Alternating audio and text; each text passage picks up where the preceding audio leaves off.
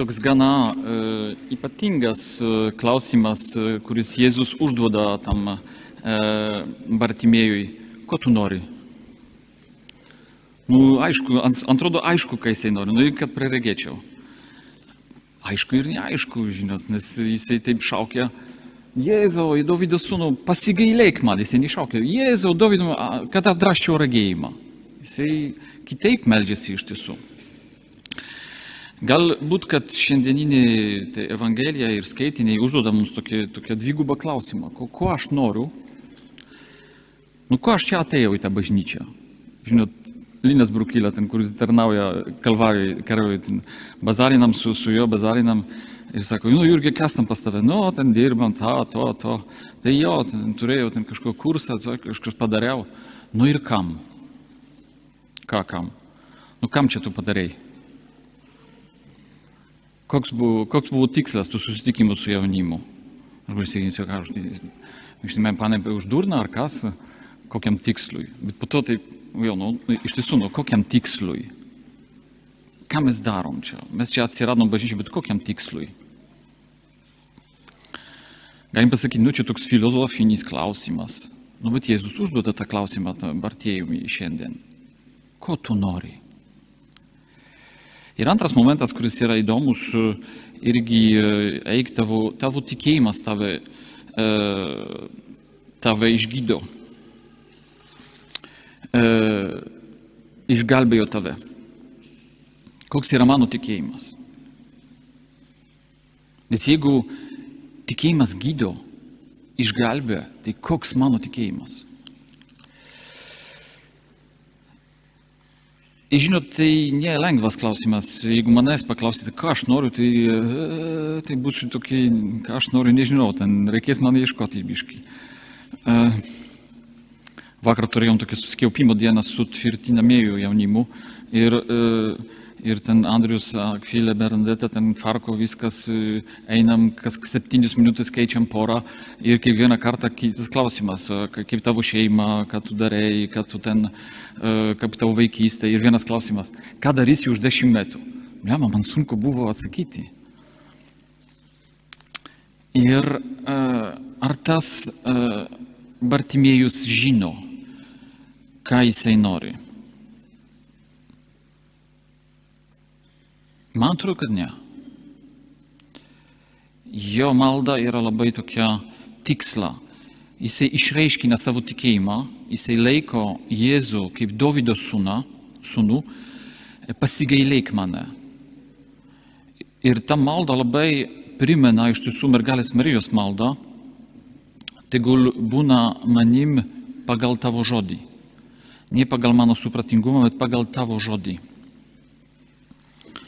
Jisai sako, viešpati, tu žinai, ką man reikia, pasigailėk mane. Aš gal nelabai žinau. Tas kontaktas su Jėzumi, ta malda, jinai tampa toks pasitikėjimo aktas iš tiesų. Jėzu, tu žinai geriau. Mes aišku atėjom su kažkokiu prašymu šiandien į tas mišios. Prašymas dėl savo būsenos, gal lyga kažkokia atsirado, dėl vaikų, dėl vyrų, dėl žmonos, dėl tėvų, kažkas ten mus skandžia iš tiesų ir norim, kad Dievas mums padės. Bet pridėti viešpatai, bet tu žinai geriau, tai tikrai tikėjimo aktas, tikrai tikėjimas, pasitikėjimas Dievui. Tai reiškia pasakyti Dievui, pasakyti Jėzui, tu esi mano vilties, ne aš. Žinot, kažkas ten pasako, jeigu Dievas klauso mūsų maldų, mes meldžiamės ir kažkaip neteisingai meldžiam. Meldžiuosi, viešpatie, padaryk, kad aš jau nebedirbčiau, kad aš jau tik ilsėčiau,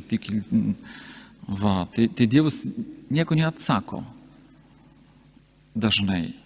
Ir mes sakom, viešpatie, kaip čia neteisinga malda. Tai jeigu Dievas nori mane nubausti, tai išgirs mane. Nu, čia tak biški juokas, bet žinot, jeigu Dievas girdi visus mūsų maldos. Tas Bartimėjus, žinot, jo tikėjimas, galim pasakyti, pavyzdingas, tikrai pavyzdingas. Bet, o gal ne? Žinot, kodėl? Jėzus išeina iš Jericho, jisai praleido kažkokią laiką Jericho. Ir mes žinom, kad iš Evangelijos, kad jisai jau nebegrįš į Jericho, jisai eina į Jeruzalę, ten kentės ir prisikels.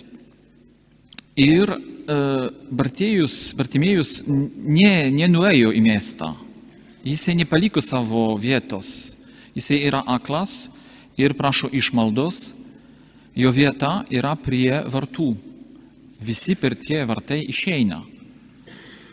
Neverta aiškinti, ką čia reiškia aklam žmogui turėti gerą vietą išmaldą prašyti. Jisai gauna daug. Tai išeiti iš tos vietos ir nueiti į miestą, atsiras kažkas kitas, paimk jo vietą. Ir jisai jau neturės savo pinigų iš tiesų. Jisai šitą nedaro. Kodėl? Nežinau kodėl. Bet galbūt, kad jo tikėjimas nėra taip stipras, kaip reikia. Bet kada Jėzus jau išeina, kada jisai girdi, kad jisai praeina, pradeda šaukti. Ir čia išeina iš jo burnos labai graži malda. Bet jisai šaukia, man buvo įdomu, kaip Elijas perskaitys. Jisai taip šaukia, taip nelabai. Taip šaukia. Bet tai reikia šaukti. Jėzau! Iš visos širdies reikia šaukti.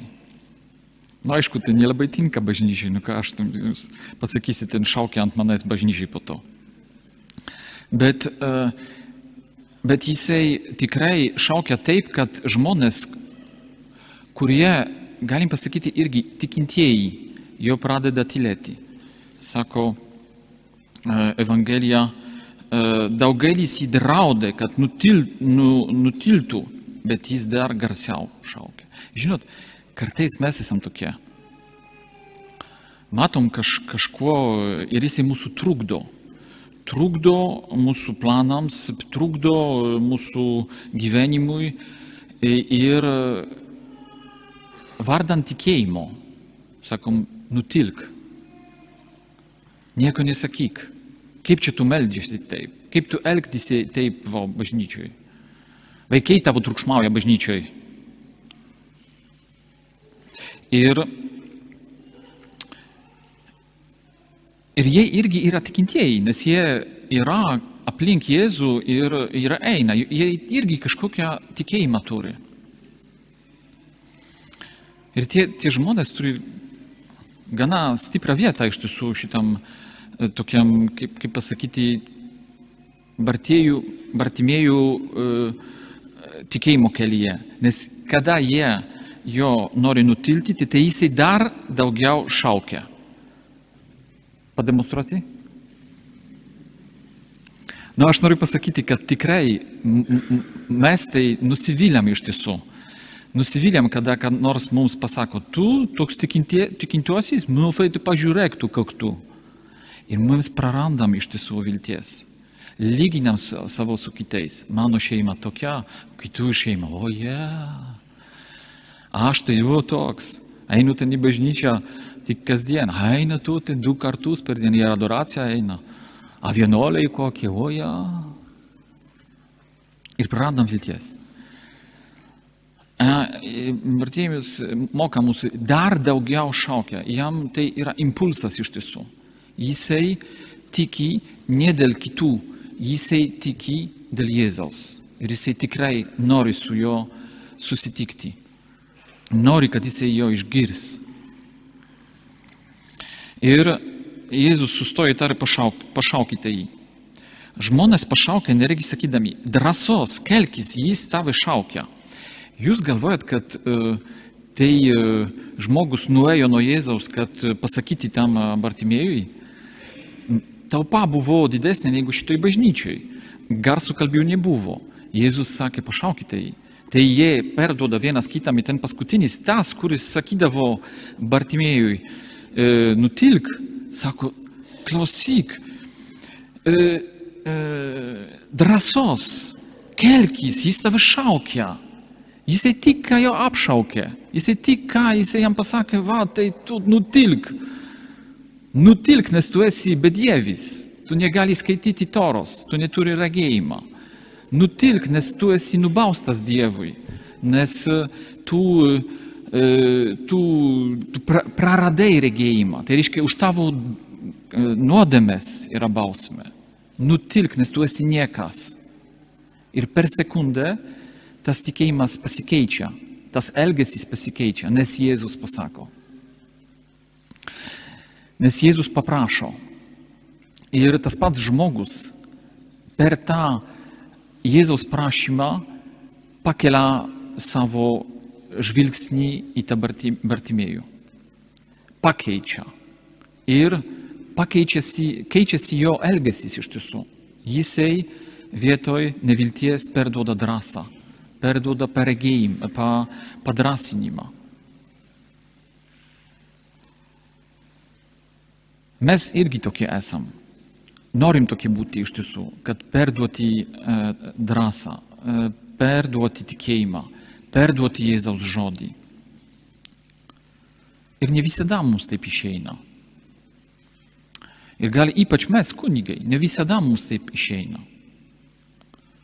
Ir mes laukiam nuo kunigo, kuris ar klauso iš pažinčių, arba su kuriuo mes susitinkam, kad jisai padrasins, paaugs to, kas yra mumise.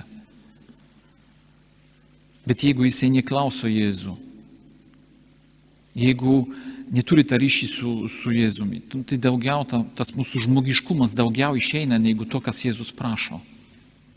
Nes mes irgi tik žmonės. Bet tai ir mums gali būti neviltis priežastis, kaip tėvams. Mes norim iš tiesų stiprinti žmonos tikėjimą, vyro tikėjimą, veikų tikėjimą. Ir ne visada mums išeis. Kartais daugiau išeina mūsų žmogiškumas, mūsų nuovargis, mūsų piktis. Jėzus yra šaltinis Bartimėjui, Jėzus yra šaltinis tiems, kurie yra šalia. Šaltinis tikėjimo. Tikėjimas keičia Bartimėjo elgesys. Jisai šoka, jisai pašoko ir pribėgo prie Jėzaus. Kaip aklas galėjo pašokti? Jūs matote tokie aklį žmogų ir pašoko? Taigi pavojinga. Tie žmonės labai lėtai vaikščio, nes reikia patyrinėti, nes reikia labai atsargiai eiti, nes galim nukristi, sužaisti save. A jisai pašoko. Jisai nusimetęs apsiaustą. Ta apsiausta tai buvo vienintelis turtas jo. Ir žiemą, ir vasarą, ir naktį, ir dieną jisai buvo su savo apsiausta. Net šventame rašte sako, atiduok apsiaustą vargšui, nelaikyk ją naktį. Net jeigu tai yra dovana už skolą kažkokią. Jisai palieka savo seną gyvenimą, nes Jėzus jų šaukia, nes Jėzus nori su juo susitikti. Jėzus prabyla, ko nori, kad tau padaryčiau. Tas žmogus, kuris kitų žmonių akise, jisai yra niekas iš tiesų, nes jisai vargšas, jisai negali pasirūpinti dėl savęs, Dievo nubaustas. Dievas, Jėzus kalba su juo kaip su asmuo. Tikėjimas yra toks. Tai nėra tik priėmimas žinių ir sutikimas. Taip, ne. Šaltas sprendimas, man tinka, man netinka. Aš pritariu ar ne. Tai įsiklausimas į savo širdį dėl Jėzaus klausimą, kas yra manyje. Tai įsiklausimas, kaip tu mane priimi, tu Jėzų, kodėl tu mane klausi, ką tu nori. Nes aš esu tau svarbus. Tikėjimas tai tas meilės ryšys su tuo, kuris mane myli ir gerai žino, ką man reikia iš tiesų. Ir Jėzus pabrėža, kad tas ryšys su juo, tas ryšys su Jėzumi išgydo jį. Tai vadinasi tikėjimas. Kokiam etape tikėjimo aš esu? Ar aš esu tas, kuris nuima vilties? Ar aš esu tas, kuris drąsina? Ar aš esu tas Bartimėjus, kuris nedrįsta pajudėti?